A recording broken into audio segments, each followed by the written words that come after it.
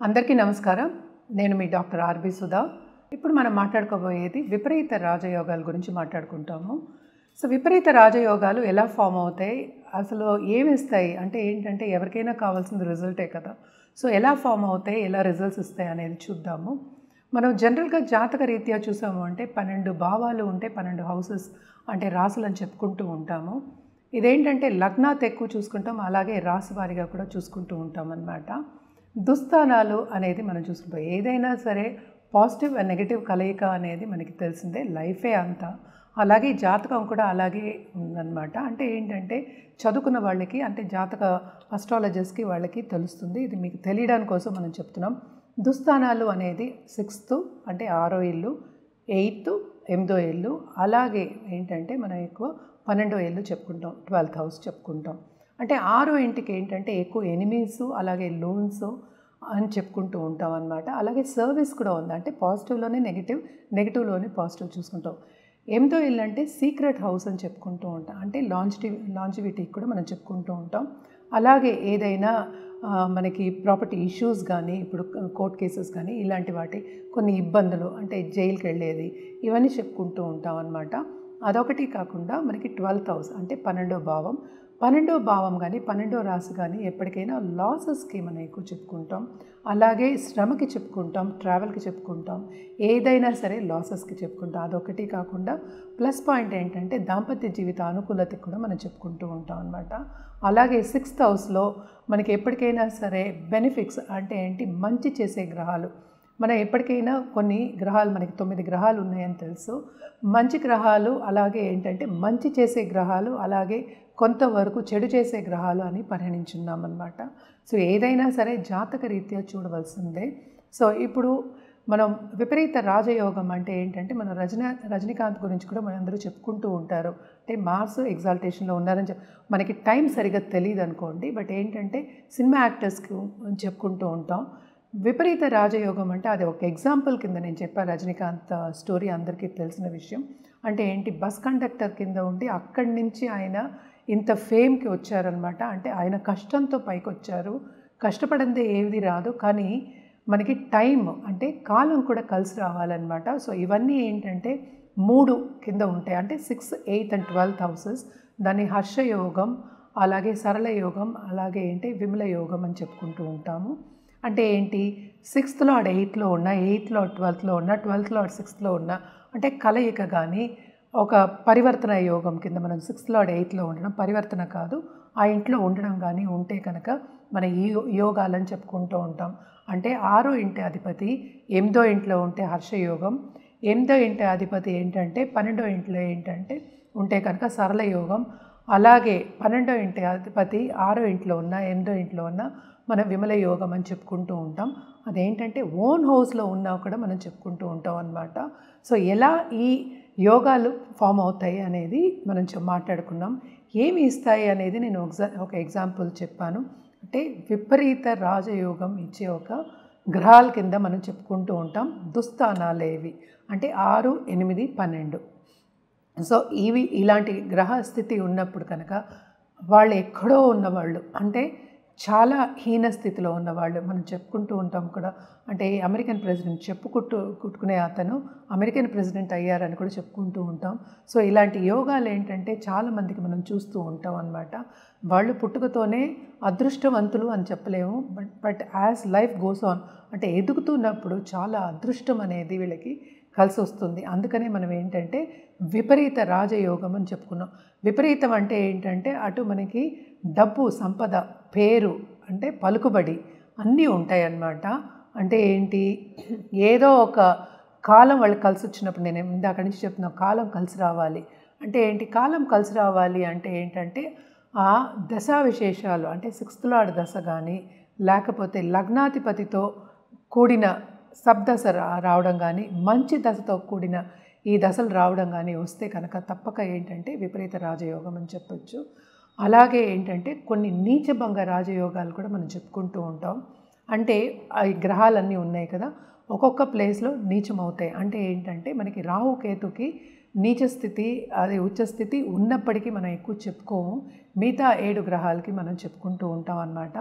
అది నీచమైనప్పుడు ఎస్పెషల్లీ ఏంటంటే చంద్రుడు నీచమైంది ఏంటంటే మనకి వృశ్చిక రాశిలో నీచమవుతారు. నీచభంగ రాజయోగాలు అని చెప్పుకుంటూ ఉంటాం అనమాట. అది టైం రావాలి. టైం వచ్చినప్పుడు అంటే సప్దశ వచ్చినప్పుడు కానీ లేకపోతే దశా విశేషాలు వచ్చినప్పుడు కానీ ఆ దశ వచ్చినప్పుడు కానీ సడన్గా ఏంటంటే పుష్ అనేది ఉంటుంది. అంటే మంచి ఆపర్చునిటీస్ ఇచ్చినప్పటికీ కొంతమంది తీసుకోలేకపోతారు. సో అందుకని టైం అనేది మనకు కరెక్ట్ ఉండాలి. కొంతమంది జాతక రీత్యా ఏంటంటే ఇవన్నీ యోగాలు ఉన్నప్పటికీ ఏంటంటే దశ మనకి అనుకూలంగా ఉండదన్నమాట. దశ అనేది ఎప్పటికైనా సరే మన నక్షత్రం పట్టి వస్తూ ఉంటుందన్నమాట. సో మనం ఇప్పుడు పరిహారాల విషయానికి వస్తే కనుక తప్పక ఇవి దుస్థానాలు కనుక ఒక్కొక్కరికి ఒక్కొక్క పరిహారం అనేది ఉంటుంది. జనరల్గా ఏంటంటే నవగ్రహ స్తోత్రాలు, నవగ్రహ హోమాలు చేయడం అనేది మంచిది. అలాగే ఎక్కువ మనం చెప్పేది ఏంటంటే ఈ ఏదైనా సరే ఈ గ్రహాలు ఉన్నాయి కదా, ఈ గ్రహ జపాలు చేయాలని చెప్పుకుంటూ ఉంటాము. అందుకనే జనరల్గా నవగ్రహ జపాలని చెప్పేస్తాను. అలాగే ఏంటంటే శక్తి పూజలు చేసే వాళ్ళకి ఎప్పటికైనా చెప్పడం ఏంటంటే శక్తి పూజలు చేసే వాళ్ళకి, నిత్యం చేసే వాళ్ళ శక్తిని కొలిచే వాళ్ళకి తప్పక ఏంటంటే పాజిటివిటీ అనేది ఎక్కువ ఉంటుంది. ఈ గ్రహాలు కూడా ఏంటంటే అనుకూల పరిస్థితికి వచ్చే ఛాన్సెస్ ఎక్కువ ఉన్నాయి. అనుకూలంగా ఉండేది మనం చూస్తూ ఉంటాము. అండ్ మోస్ట్ ఇంపార్టెంట్ ఏంటంటే ఎప్పటికైనా సరే మనకి గోవు పూజలు చేయడం కానీ, గోవుని ఆరాధించడం కానీ చేస్తే కనుక తప్పక ఏంటంటే ఈ గ్రహాలన్నీ కొంతవరకు శాంతిస్తే కనుక తప్పక మనకి పాజిటివిటీ అనేది పెరుగుతుంది. నాట్ ఓన్లీ పాజిటివిటీ వచ్చినప్పటికీ కాలం కలిసి వస్తుంది. మనకి పూర్వీక ఆశీస్సులు కూడా ఉంటాయి కనుక ముందుకెళ్ళడం అనేది ఈజీ అవుతుందన్నమాట. సో మనం ఇప్పుడు రాశి వారిగా మాట్లాడుకుందాం. మనం నెక్స్ట్ మాట్లాడుకోబోయేది వృశ్చిక రాశి వాళ్ళ గురించి. వృశ్చిక రాశి వాళ్ళకి కూడాను ఏంటంటే ఈ రాశికి అధిపతి మనకి ఏంటంటే కుజుడయ్యాడు. అలాగే 6వ ఇంటి అధిపతి కూడా మనకి కుజుడయ్యాడు. అలాగే 8వ ఇంటి అధిపతి ఏమో బుధుడయ్యారు. 12వ ఇంటి అధిపతి ఏమో మనకి తెలుసు శుక్రుడయ్యారు. ఇప్పుడే మాట్లాడుకుంటున్నాము. సో ఇప్పుడు ఏంటంటే మార్స్ 8th హౌస్లో ఉంటే అంటే కుజుడు అంటే 6th లార్డ్ కూడా అయ్యాడు, లగ్నాధిపతి కూడా అయ్యాడు.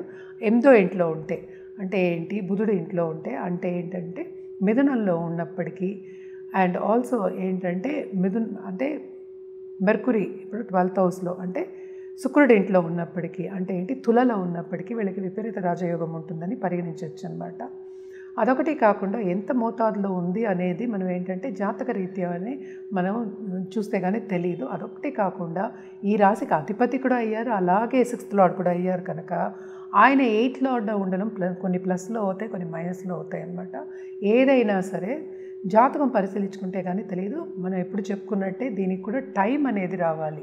అంటే ఏంటి ఆ దశా విశేషాలు లేకపోతే ఏంటంటే మనకి టైం అనుకూలం రావాలి అంటే దశ ఏం జరుగుతోంది, అందులో ఏంటంటే సప్దశ ఏం జరుగుతోంది, అంతర్లో ఏం జరుగుతోంది చూసి ఎప్పుడు వస్తుంది అవి రాజయోగం, ఎప్పుడు ఫ్రూట్ ఇస్తుంది, ఎప్పుడు ఆ రిజల్ట్ ఇస్తుంది అనేది నిర్ధారించడానికి అన్నమాట. తప్పక వీళ్ళు కూడా రెమెడియల్ మెషర్స్ అనేవి చేయాలి. అంటే రెమెడియల్ మెషర్స్ అనేది ఫస్ట్ ఏంటంటే వీళ్ళు చేయవలసింది ఇప్పటికైనా సరే కుజుడికి చేయవలసి వస్తుంది. సో మంగళవారం తప్పక ఎర్ర పువ్వులతో దుర్గాదేవికి పూజ చేయడం అదొకటి కాకుండా మంగళవారం వ్రతాలు పెట్టుకోవడం, మంగళ వ్రతాలు అంటారు కదా, పెట్టుకోవడం కూడా చాలా మంచిది. అలాగే అష్టలక్ష్మిలో తప్పక ధనలక్ష్మికి పూజ చేయడం అనేది వెరీ వెరీ ఇంపార్టెంట్ అన్నమాట. తప్పక ఇవన్నీ చేసుకుంటూ ఉంటే ఇంకా మీకు బాగుంటుంది. కానీ ఏంటంటే ఫస్ట్ జాతకంలో మీకు విపరీత రాజయోగం ఉందా లేదా అని నిర్ధారించుకోవాలి. అదొకటి కాకుండాను అది ఎంత మోతాదులో ఉంది అదొకటి కాకుండా మోతాదు ఒకటి కాకుండాను ఎప్పుడు వస్తుంది, ఎప్పుడు ఏం చేయాలి అనేది వెరీ ఇంపార్టెంట్ అన్నమాట. ఫస్ట్ ఉందా లేదా అని తెలుసుకోవాలి. అది ఉంటే కనుక ఎవరూ చెప్పక్కర్లే, చెప్పినా చెప్పకపోయినా తప్పక పైకి వచ్చే ఛాన్సెస్ ఎక్కువ. అంటే ఈ జీవితకాలంలో ఎక్కువ సంపద ఒకటి కాకుండాను ఎక్కువ సంపాదించే పేరు ప్రతిష్ట సంపాదించే ఒక యోగం కింద మనం చెప్పుకుంటాం. సో ఎప్పటికైనా సరే విపరీత రాజయోగం అనేది ఏంటంటే కొంత కష్టకాలం ఉన్నప్పటికీ కష్టం లేదే అంటే ఏంటి ఫలితం లేదని మనం ఎప్పుడు చెప్తూ ఉంటారు, పెద్దవాళ్ళు కూడా చెప్తూ ఉంటారు. సో కొంత కష్టకాలం ఉన్నప్పటికీ నీరసపడకుండాను ఆయన ఉద్రేగానికి వెళ్లకుండాను కోపతాపాలు తెచ్చుకోకుండాను పేషెంట్గా ముందుకెళ్తూ ఉంటే విపరీత రాజయోగం వచ్చే టైం పరిగణించుకుని అంటే జాతక రీత్యా పరిగణించుకుంటే తప్పక ఏంటంటే ఆ పుష్ అనేది ఉంటుంది మీకు. అంటే ఏంటి మంచి ఆపర్చునిటీస్ వస్తాయి. ఎక్కడో ఏమి సాధించలేము అనుకున్న వాళ్ళందరూ సాధించిన వాళ్ళు చాలామంది ఉండాలి. అంటే ఏంటి, పేషెన్స్ ఉండాలి, పర్సీవరెన్స్ ఉండాలి, పట్టు విడుపు లేకుండా ముందుకు సాగే ఒక దశగా నడుస్తూ ఉంటే కనుక తప్పక విపరీత రాజయోగం అనేది విపరీతంగా ఉంటుంది మీకు. ఇవన్నీ ఏంటంటే మోస్ట్ ఇంపార్టెంట్, జాతక రీత్యా ఎప్పుడు వస్తుంది అనేది టైం అనేది వెరీ ఇంపార్టెంట్. టైం పరిగణించుకుని మనం చేయడం అనేది, అంటే పరిహారం చేయడం అనేది వెరీ ఇంపార్టెంట్. పరిహారం కూడా ఎందుకు చెప్తాము అంటే, ఈ టైం వచ్చే వరకు, ఈ కష్టకాలం తీరి మంచి కాలం వచ్చే వరకు కొంతవరకు ఓర్పు కావాలి కనుక, నీరస పడకూడదు కనుక తప్పక ఏంటంటే మన రెమెడియల్ మెషర్స్ కానీ పరిహారాలన్నీ చెప్పడం అనేది జరుగుతుంది.